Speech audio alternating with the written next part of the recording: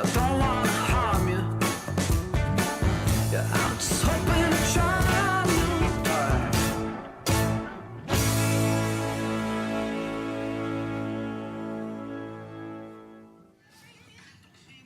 Live from Studio 1396, Columbus, Ohio, broadcasting over 100,000 watts of all-American electricity.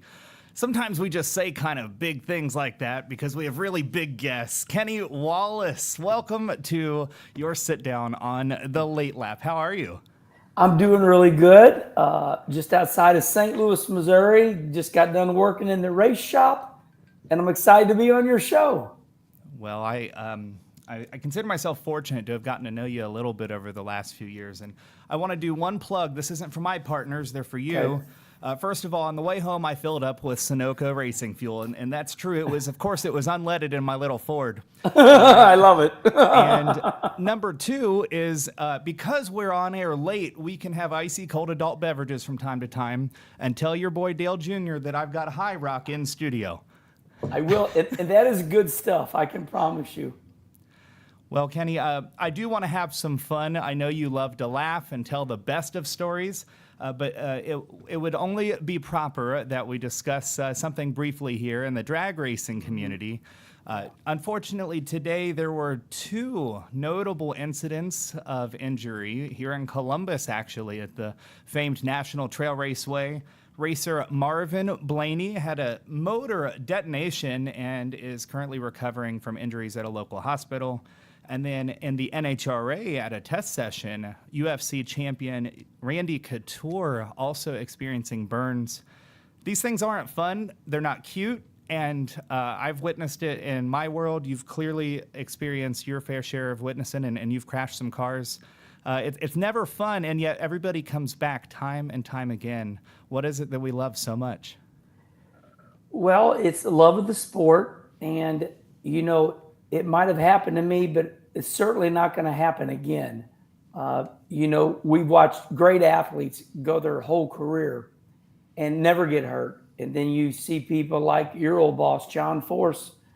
You know, I think the world knew, you know, he was coming to the end, and my gosh, he almost made it to the end. And, you know, he got away. You know, he's got his wits about him right now, but for the love of the sport, I mean, it's yin or yang. You either get killed, you either get maimed, you have to get roughed up. It's very hard to come away unscathed. You're going to have scars. Mm-hmm. Now, sometimes there are some cute stories that come along with that. You told the story about, you know, your dad Russ flipping, I believe it was at Tri-City, and you and your brothers, you know, it took every ounce in your body. Were you even able to get the car back together? It's great memories in hindsight. Yeah, good studying. Because Dad was a great local race car driver. So my dad, Russ, raced for a hobby around the St. Louis area. Well, my big brother, Rusty Wallace, my middle brother, Mike Wallace, and myself, and even Mom, you know, I mean, we loved racing on the local level. Well, Dad had issues in his heat race, you know, like an 8-lap qualifying race. And when he started the big race, the 20-lap feature, he did not have a hood on his car. And the car started overheating, so water was on the windshield. This is like 1972. And water was getting on the windshield, and Dad couldn't see. So he climbed the front straightaway wall. And when he got on the wall, it knocked all the fencing down.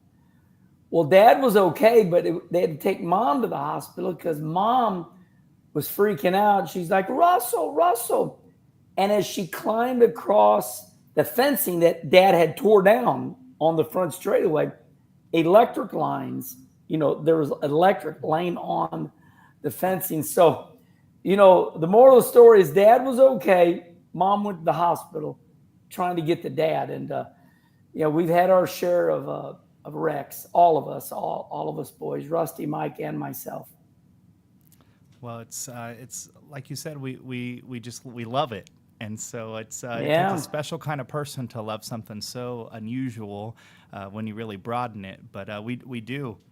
Not only do you love it, you talk through life with a smile. You never hint that life is perfect or that you're always happy. You're human, and you even share some of your frustrations. Your social media has just dominated motorsport media over the last few years. But you must have a secret to staying so upbeat after decades of being in a sport that beats people up and chews them up and spits them out, and still wanting to race after all these years. You know, I struggled believing that about myself. Now I'll be 62 August 23rd. And I never believed that I was different. I just thought I was happy.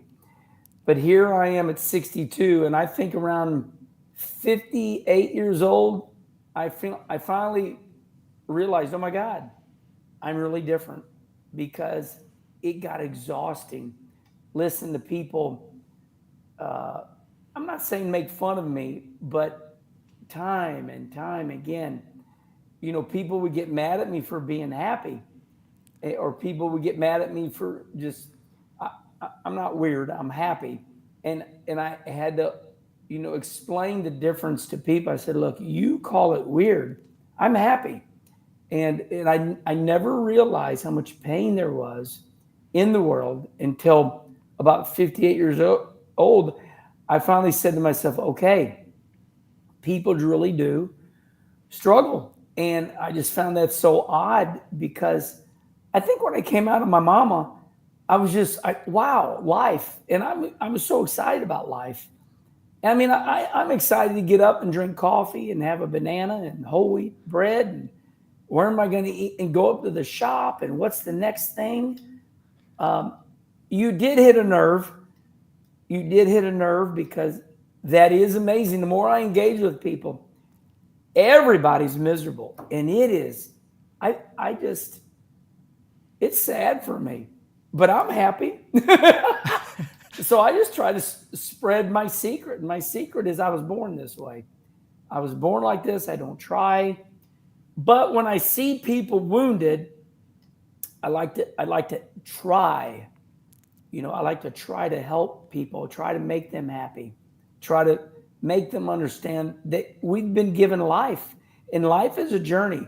We are not born winners. That's a lie. You got to work at it. Now, there are some that are talented, got a God's gift, but for the most part, 99.9999% of the people got to work for it. Like me, I work for it. I'm not very good at anything. I have to work at it, and I enjoy the process. So, yeah, I think that's where I stand, you know, with who I am.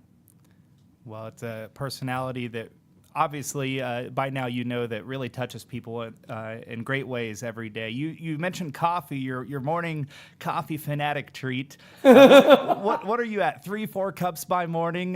Does that actually fuel your energy, or is it just a way of life and it's just kind of normal, or what's the deal with the coffee? Man, you know what? I'm so glad you asked that question, because nobody's ever asked that. I didn't drink coffee. I couldn't drink coffee in a million years.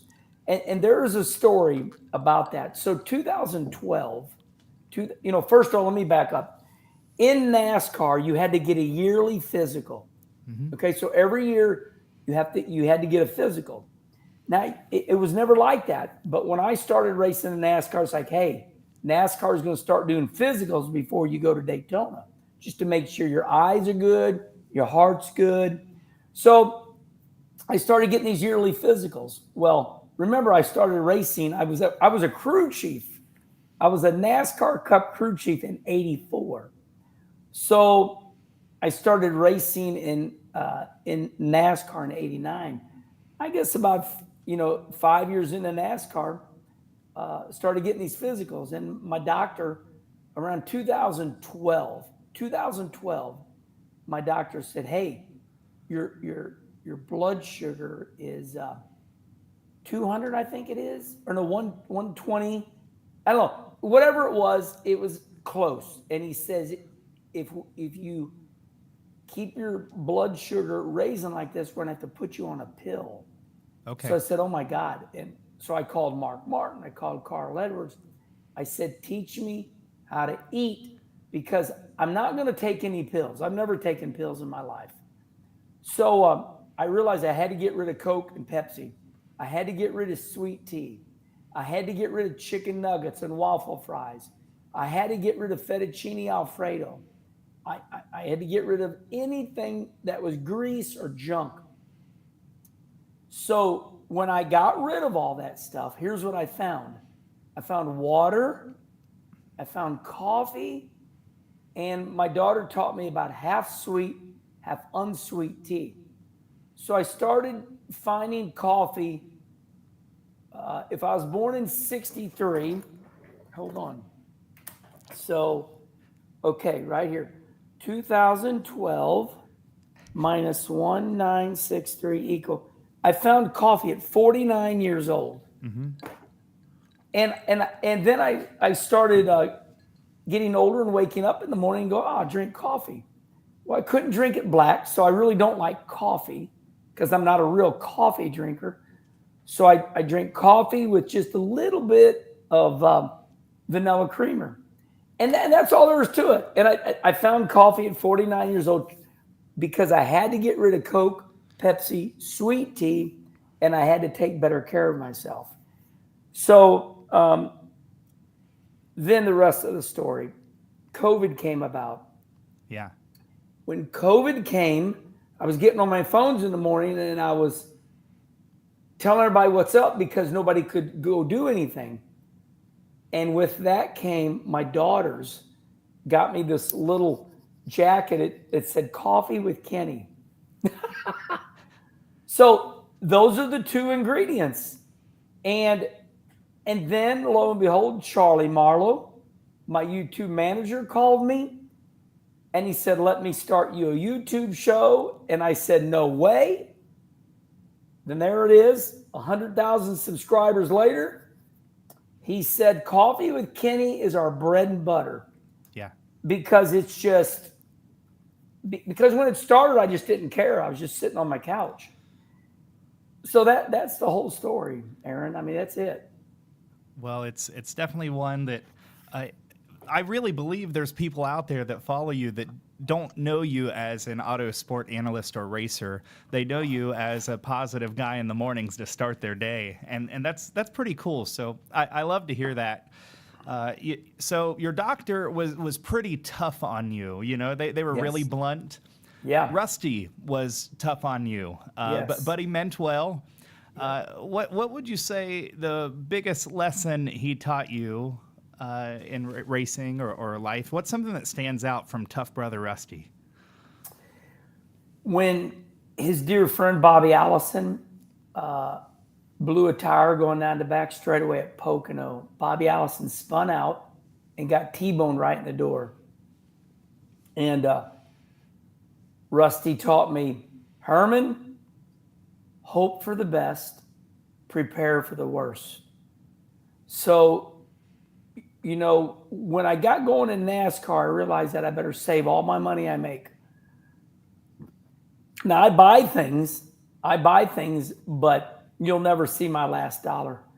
Because, you know, in racing, you know, we are contracted labor. In other words, when I drove a NASCAR race car my whole life, I got my money given to me, and then it was up to me to take out my taxes and to invest my money.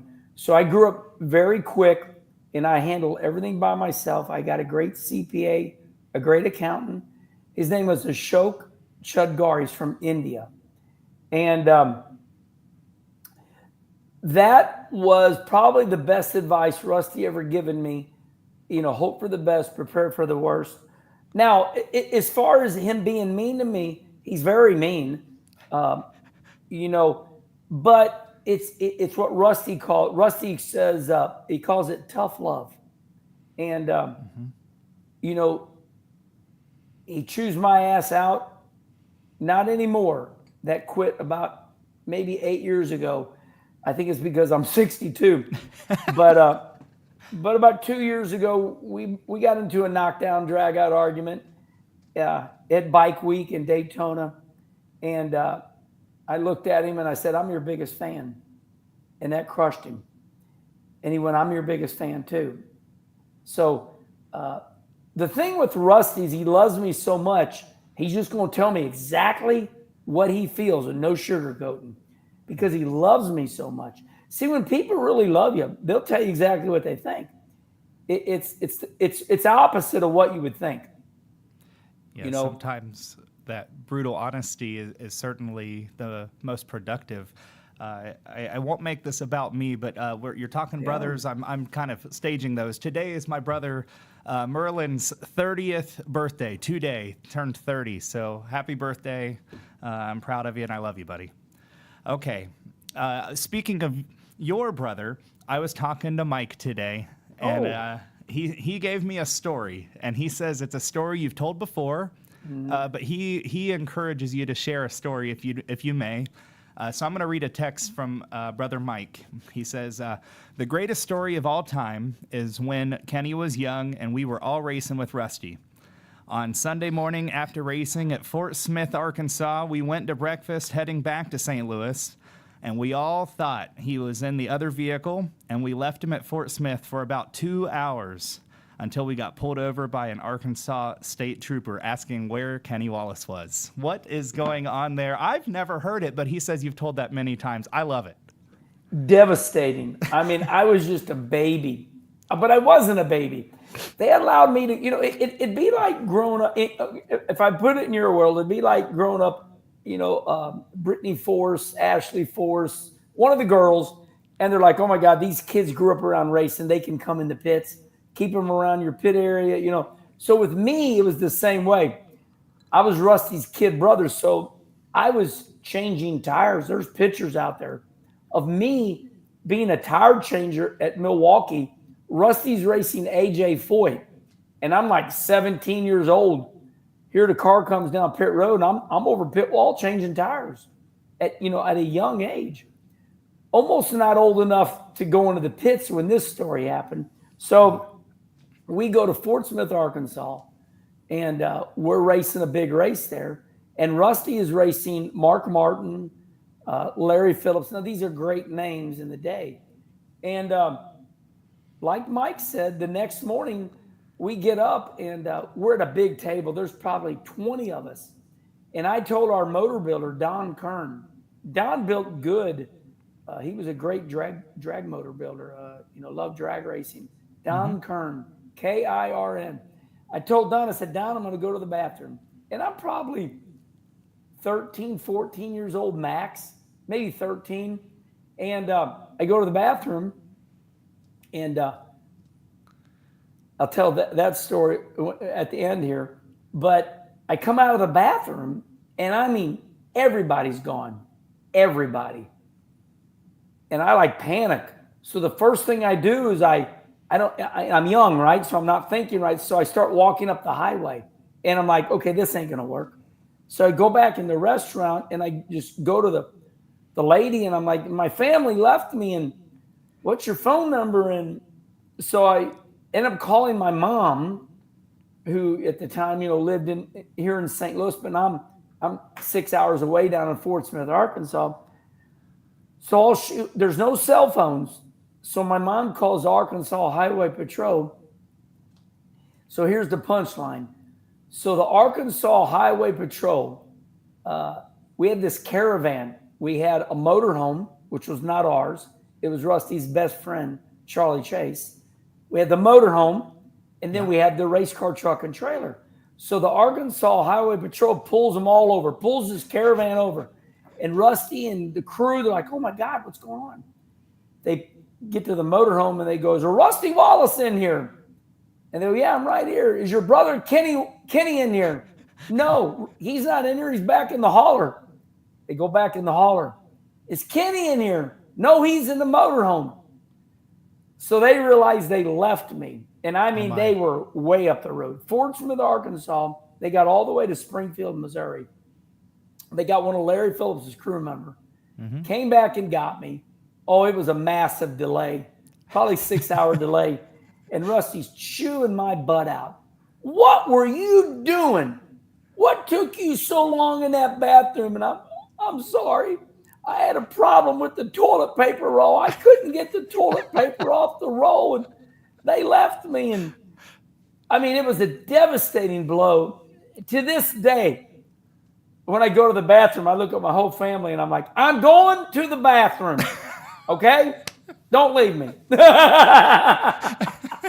So yeah, it maimed me.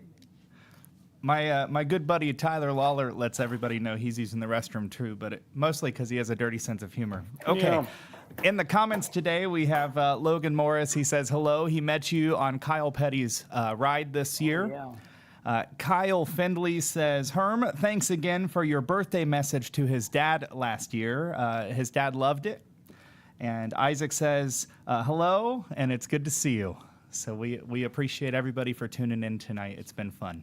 Yeah, thank you so much. The Kyle Petty charity ride, that one gentleman talked about it. It has been a highlight in my wife's life and my life.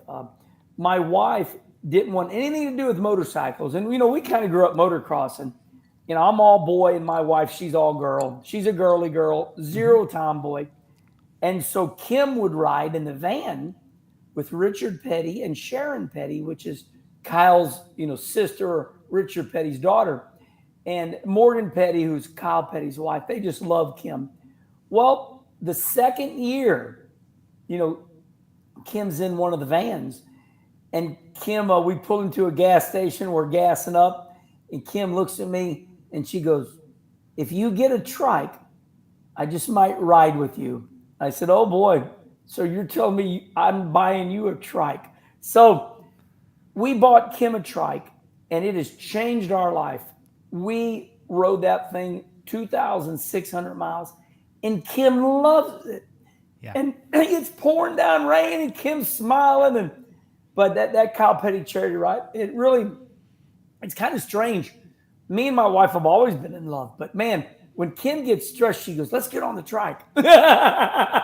So we go to eat in it now. We go down the road in it. And we go see our kids on the trike. So the Kyle Petty charity ride, obviously it's a great fundraiser. Everything goes to the Victory Junction Gang Camp. So yes, hello, and thank you for mentioning that time. Well, it's something that I think you and lots of others are getting known for. That right there is a staple, in the motorcycle world, in the auto racing world. Kyle's done such great things obviously for Victory Junction and Adam's legacy, as well as for motorcycle safety, for communal travel. It's a staple on the calendar every year. Yeah, I want to share something I think people need to hear that Kyle Petty told me. Kyle Petty said, Herman, he goes, I used to think it was about motorcycles. It's about the people, man. Mm-hmm. And Kyle always says, man. And my wife, I asked Kim, I said, what is it about this? Because after the first two, I'm like, okay, we're done. And Kim's like, no. I'm like, whoa. Kim loves people like me. Yeah. So it is about stopping at the gas stations. It's about signing autographs. It's eating breakfast, meeting new people. It is a wonderful fundraiser, but more so, it's about meeting people, and everybody gets to be family. It's a good time. You've mentioned your wife Kim there talking about the ride, and your wife Kim bought you your first trailer, and you stuck with her. You go out of your way to talk about your love for her. You also stuck behind sponsors for awfully long times. Look at your relationship with Square D back in the day. And obviously you and Jags have a recent long-term, and you and Sunoco are starting one that'll last certainly forever. How has this loyalty helped shape this lengthy career? I think I was born loyal because my wife, she's tougher than me. And she'd say, you're too nice. You're too loyal. They're gonna fire you, and man, it's just. I wished I could be meaner. Let me just say this. The Snake, Don Perdome, is a very good friend of mine, and Don saved my life. We both shared the same sponsor. Obviously, Miller Brewing was Rusty's sponsor, but through my brother Rusty, we had that brand called Red Dog Beer, and. So the Snake and myself, we would do some appearances together. We're out in Vegas years ago. And the Snake looked at me and he said, hey, I'm watching those NASCAR Cup races. And he says, you're starting to show up. Yeah. And I'm like, what do you mean, Snake? He goes, well, he said, they're starting to show you on TV. And I said, yeah, I'm not as good as I want to be. And he looked at me and goes, stop. He says, listen up, man. He said, your brother Rusty is just damn good. He said, but you're Kenny Wallace. And he says, you can't change that. And boy, it saved my life. I'd go back to the bathroom, look in the mirror, and they'll go, that's right. Hey, man, you're Kenny Wallace. And I share that story with other people that think less of themselves. So I tell Don Perdome, I said, man, you don't know it, but, man, you saved my damn life. Because, when your whole family's really good at something, and, Rusty's just damn good.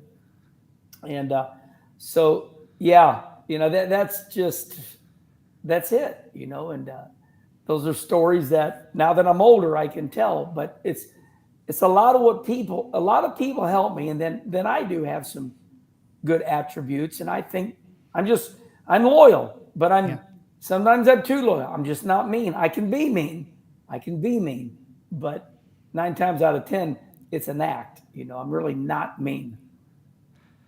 You come from a racing family, and there are these. I see Larry Turner in the comments saying he watches Coffee with Kenny every day. Yeah, thank you. Dujanet Bland says he loves Kenny Wallace. You're a legend, and that's what I want to talk about is that status, that word he threw out there. So, you said the Snake called you, you're not mediocre or however you word it, but you're Kenny Wallace, damn it. So there's this group of families, especially in the 80s through the 2000s, where lots of second-generation stock car, third-generation stock car racers or siblings were racing, and there would be one that, oh my, did they shine. And so fans unfairly would label the others, as living in the shadows or the coattails. And there are these other racers who would shine despite that. Look at Michael Waltrip. He won 2 Daytona 500s in the All-Star, a tremendous accomplishment with MWR. Look what you have done now. You quite arguably are the most notable and recognizable Wallace. And maybe you may not agree with that. I certainly do. What do you take out of that? You didn't win a cup race. That's the only time I'm going to say that in this interview. That's and fine. yet you had a 30-year stock car career that people loved. Absolutely love this. Absolutely love this. Right up my alley. So, when I was born, my dad was great, really good at a local level. We did not race for a living, but my dad won 400 features, main events. 20-lap features. My dad was just damn good. Then Rusty came along. We got to remember my mom won and ran powder puffs. Mike is the most natural talent out of all of us. So then I come along, and I'm a fabricator mechanic. I don't start racing until I'm 22 years old because they did not want me to race. They wanted me to, keep on being the fabricator, mechanic, crew chief. So when it came time for me to race, I started racing and automatically started doing good right away. Won the 1986 ASA Rookie of the Year, and I was digging. But what happened to me is Rusty, he told me this, Rusty will tell you, he sped my career up. I started racing by myself, 1986 ASA Rookie of the Year. So 1986, 87, 88, I'm racing all by myself, but I got some help, but I'm racing the big time. And how I did it is crazy. I mean, we had no money. But Rusty right away called me up and he said, Herm, he said, I want to pay you back for everything you've done for me. Rusty said this, and he said, I'm going to move you south and I'm going to put you in the Busch Tri-National Series. What? Yeah. So me and Kim, 1984, we get married, June 23rd, 1984. We're like the Beverly Hillbillies, November of 88, we move everything. I mean, Rusty says, you got to bring your newspaper delivery truck and your trailer. So then Rusty put me right into the big time. I mean, I raced 3 years and then they, boom, put me right in the big time. And before I knew it, I was in the Cup Series. I was like, holy moly. So, man, I went to the big time quick. Almost like Kyle Petty. Kyle Petty, all he did was run an ARCA race. That's right. He won an ARCA race, and then boom, he was in the Cup Series. So the moral of the story is this. When I was in the Xfinity Series, I was a hero because I won 9 races. And I was winning, and Dale Earnhardt loved me. Everybody loved me. But then when I went to that next level, when I went to the Cup Series, I didn't get what I wanted. I didn't win. And then came the whispers. Yeah. He's not his brother. He's not as good as his brother. And I was like, oh, God, no. I never heard such a thing. I could have told you that before I started. I worship Rusty. I worship my father, my mom, my brother. So that's when I realized I was different. I'm like, oh my God, these people think I'm better than my brother. Then when I got older, I realized they were just being mean. And I'm like, this is crazy. Now, here's what cleaned it all up. I became really good friends with Dale Earnhardt Jr. And I'm at Sears Point. I'm at Sonoma, right outside of San Francisco, the road course.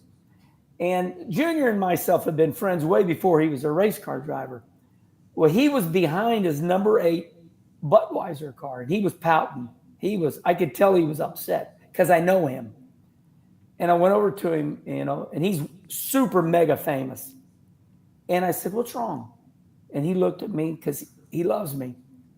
He looked at me and goes, I'm supposed to be Dale Earnhardt Jr.'s son, and I qualified 25th. And I said, oh, my God, Junior, quit listening to those people. Yeah. And I realized right then it was everybody and everything. Junior's not his daddy. Michael Andretti's not Mario Andretti. It goes to the nth degree. So I'm my own. I'm really good at sports therapy, and I'm really good at psychology. So I realized it was what it is we all gauge people. We all gauge people. Can you or we want to be Joe Rogan. How the hell is Joe Rogan? Well, we're not as good as Joe Rogan. So you see what I mean? We always gauge ourselves. Yeah. People gauge you and me more than we gauge ourselves. And of all people, it was Britney Spears before she, got roughed up. Britney Spears said it best. She said, it is none of my business what you think of me. And I said, damn, that is brilliant. Yeah. That is brilliant. So, and then I had to learn, what happened to these people? Why are they mean? And then what if I was better than Rusty? What would it be then? Would Rusty's feelings be hurt? Would it be, hey, Rusty, your brother's better than you? So somebody's going to get hurt when you're in competition. Somebody's going to get hurt, and you got to have thick skin and you got to have fun with it. So I just explained to you the psychology of competition. And then last but not least, Father John, Kim, my wife is a true Catholic, and I'm a Lutheran. So Kim said, well, we got to go to pre-Cana class because my family big Catholics. And I'm like, what is pre-Cana? It's where, Father will make sure we're compatible. You go to these weekly sessions and talk about your love for each other and, try to straighten things out before you get married. Father John looked me in the face one of those sessions. He said, young man, what are you going to be? I said, oh, I'm going to be a race car driver. He looked at me, and this is one of my greatest lessons in life. He said, be careful, Kenny. Competition will kill you. Mm. Wow. Because when you compete, you want to be the greatest. And then you realize you're not the greatest. And then it's like, oh, I thought I was the greatest of all time. My brother Rusty is devastated that he's only won one championship. I mean, Mark Martin, one of my best friends in life, is devastated. I mean, crushed. So I talked to all these greats, and they all got something up their crawl that just is a devastating blow. And so it's not just me. Come to find out, I mean, all these greats, they call me, Yeah. Herman, how do you stay so happy? And then we talk. Hell, I fix them. And I never won a cup race. But, I just, that's it. And I love that subject. And I love talking about it. Because too many of us think we're going to stand on this damn mountain and I'm the greatest. And you're never. Cale Yarborough, you know what he said to me? He said, Herman, there's always somebody bigger than you. And boy, ain't that the truth. So, Max Verstappen, they just fired his crew chief and leader. So Max Verstappen, he's not the man anymore. And that's competition. It'll kill you. Well, you're certainly right. I don't have this one written down, but you've mentioned Mark Martin twice. You mentioned Carl Edwards earlier. Yeah. I'm sure you were white knuckling behind the wheel, and you still do in your dirt machine. But you're on that handful from your era where you have a reputation as a clean, gentlemanly racer. If you are faster and better, you're going to pass them. And if they take your lane, that's not blocking. You're just going to pass them on the other lane. Or if you're having a bad day, you're going to hold your line and see if they can get around you. That has really ended in stock car racing or any kind of racing where aero is key. But you and those gentlemen you mentioned, you all really had it. Dale Jarrett had it. Matt Kenseth had it. Jeff Burton was maybe the best of all of them. Seemed like maybe all the Ford drivers. But why did you subscribe to that as the evolution of aggressive driving took place? You didn't change.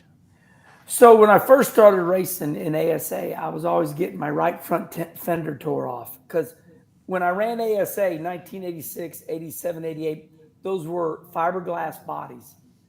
So if I tried to get my right front underneath somebody's left rear, it'd tear my fender off. And these were 200 lap, big time races. When I first started racing, Mark Martin was back in ASA.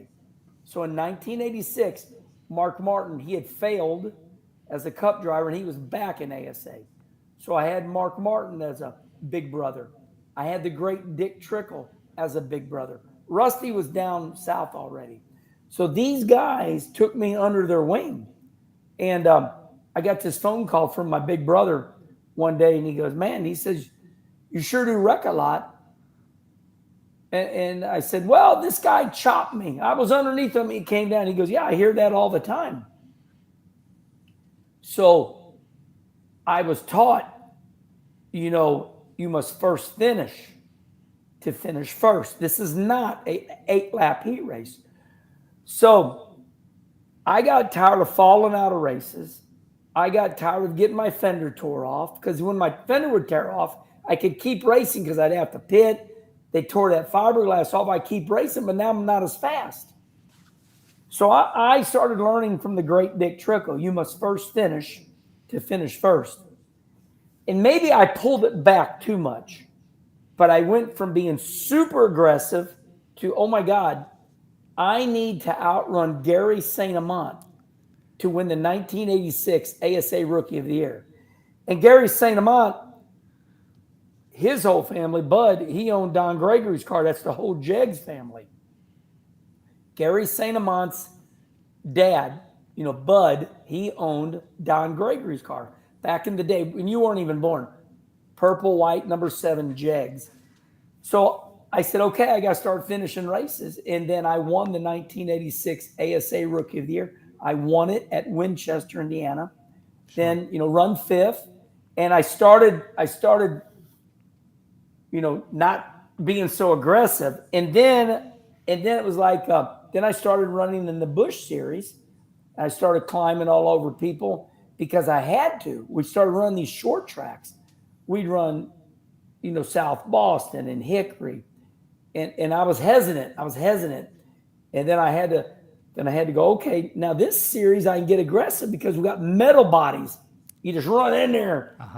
And so then when I made it to the big time, finally, if you made it to the Cup Series like I did, and you did anything wrong, Mark Martin, Dale Jarrett, Dale Earnhardt, they would all say, come here.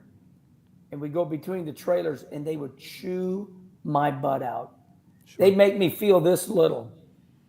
And during that time I was in the Cup Series, you raced those guys with respect. Now, if you were racing for the win, you got into each other, that was controversy. But if they were coming up to lap you, you better pull over or else they're going to spin you out because you're in their way. Yeah. Now you would try to stay on the lead lap, but once they got that fender underneath of you, you had to give them the lane because I needed to finish the race.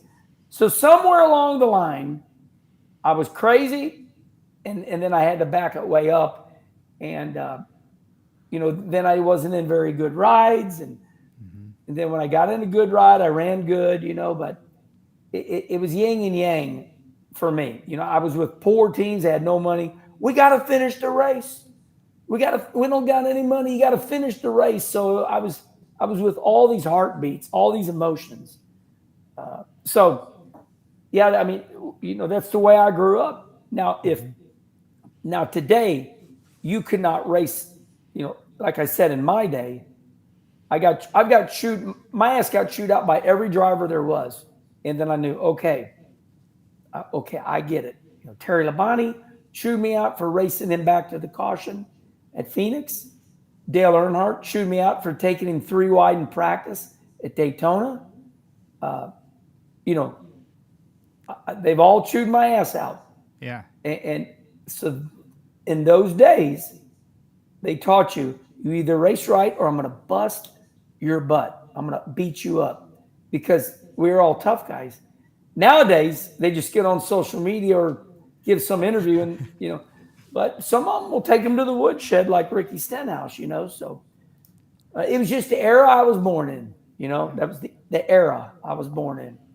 Well, you certainly wear yourself professional. You still do the same on the dirt track, and I'll tell you, you sure are a proven winner in that dirt class. You run your modified. Yeah. You were nice enough to have me by your shop over the winter and show me your car and around town. You seem to love those simple things, whether you're welding or eating. I can't think of the name of where we had our breakfast that day. Yeah, but maybe Detours or the local yes. house or Detours. Yeah. And you're a self-proclaimed redneck. You just called yourself a Beverly Hillbillies. Yeah. How are you all of this at once, professional and a good old boy? Well, I do have a lot of money. But it's easier to fit in with everybody because when you show your cards, boy, they hate you. So I finally just broke down. I've been driving a 2003 Chevrolet Suburban. Yeah. Because I've been mean to myself. I'm like, I'll drive this 2004 Chevrolet Suburban so people will love me. And it was a goofy reason, right? I didn't want, I moved back and, I moved back home. I didn't want any of my old friends because, when I moved back, they all kind of stared at me. They all stared at me. And then, all my restaurants I go to, I make sure I over tip. And it's taken me, everybody loves me back here. Everybody loves me. All the waitresses at all the restaurants love me. But I had to earn their respect because, see, in their mind, they saw me on national TV. They saw me on Fox, NBC. Yeah. And they're like, he's going to come back with all that NASCAR money, and he's going to think he's better than me. So basically, it's sad to say, and I know it is, but it was just easier to dumb myself down for them to love me. Just, so it's the same thing with dirt racing. I won a lot of dirt races. I won 123. I keep count. That's great. They hated me. When I started winning those dirt races, they hated me. Here comes Wallace. What's he doing racing with us? He's got all that. And that's where the phrase NASCAR money came from. NASCAR money. I finally said, what is NASCAR money? They hated me, like capital H-A. I'm like, why do you hate me? Because you shouldn't be racing with us because you got more money than us. I'm like, what's that got to do with anything? It's all the same rules. Yeah, but you might buy new tires. I'm like, well, okay, I run old tires. So do you understand what I went through? I think I do. I do. I had to live a simple life to calm everybody down around me. Calm down. Just calm down. I'm Kenny. And when people assume you are successful, they automatically going to hate you. They're going to hate you. So I had to drive a junky car. I had to overtip people, give money away, and it's a cautionary tale. Yeah. Cautionary tale means it turns out okay. But boy, you want to make people mad at you and hate you. It's just have money. And so I dumbed myself down. And it's worked. And people understand that I'm a lover. And now finally, I just now ordered a brand new. I ordered my very first new vehicle of my life. I'd never had a new vehicle because I raced for Chevrolet, Toyota, Ford, Pontiac. They always gave me vehicles. I've never bought a vehicle in my life. Yeah. And so now I just ordered my very first vehicle, and it's going to come in early August. And I bought Kim new vehicles because she deserves everything. So I love that. It's a sad story because people you love me, and everybody assumes I'm nice, but if you want to be me, you better have thick skin because I put myself out there too. Coffee with Kenny. I exaggerate things. The real me is me right now talking to you. Right. This is the real me. If people watch this, they're going to go, damn, that's different than the one we see. Because, on Coffee with Kenny, I exaggerate. I'm boisterous. When I interview people on Kenny Conversation, I'm very respectful. This is me. Yeah. And so, yeah, it ain't easy being me. But that is and this is kind of therapy for me.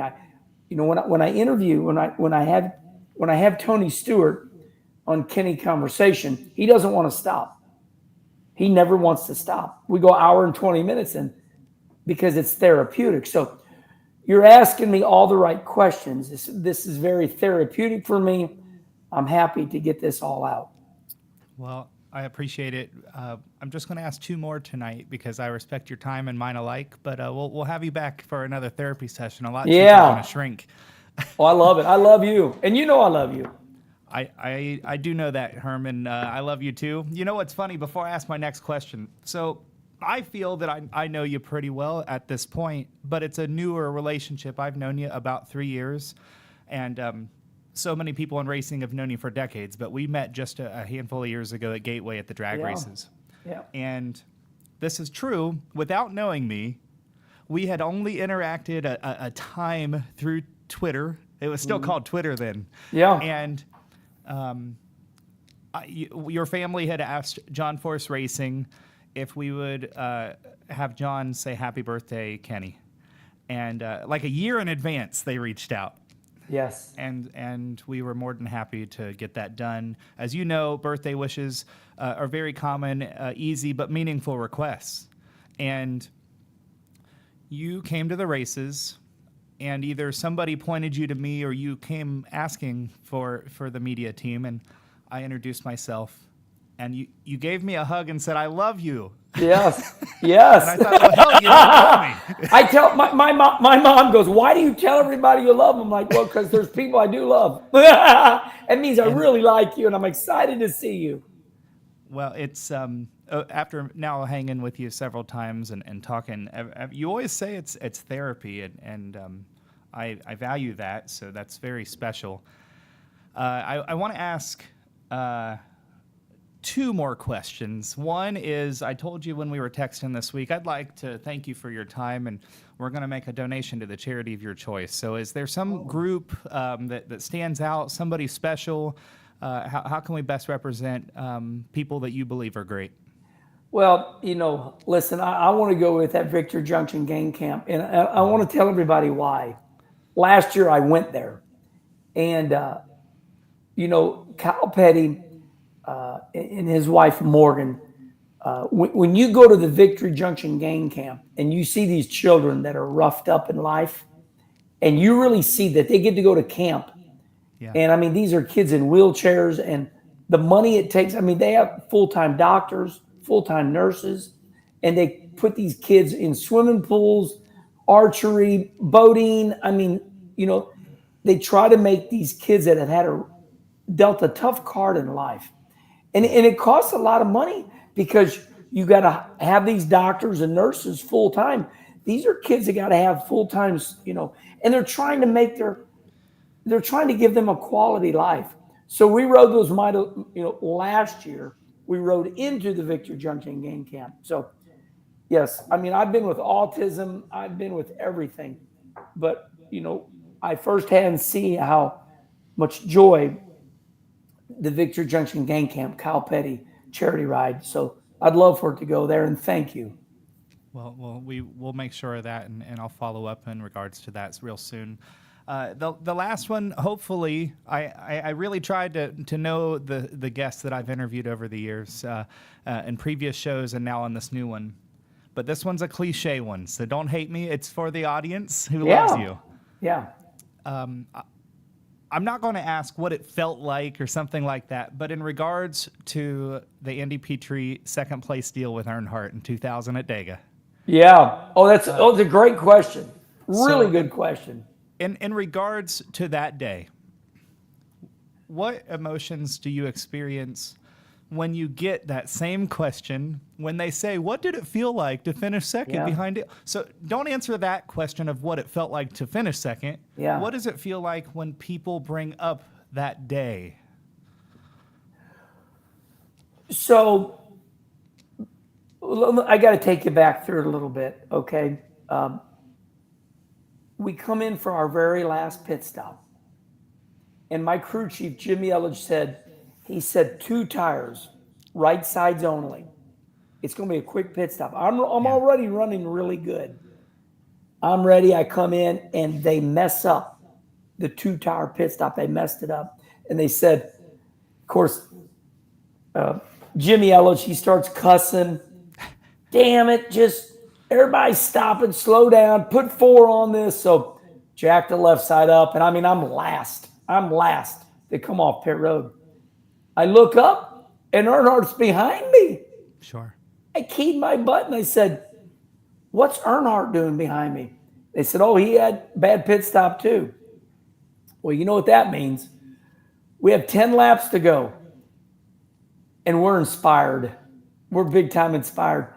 And Earnhardt was going for $1 million bonus. We had this thing, Winston, it was called the No Bull. Yep. And I was in it about 3 times.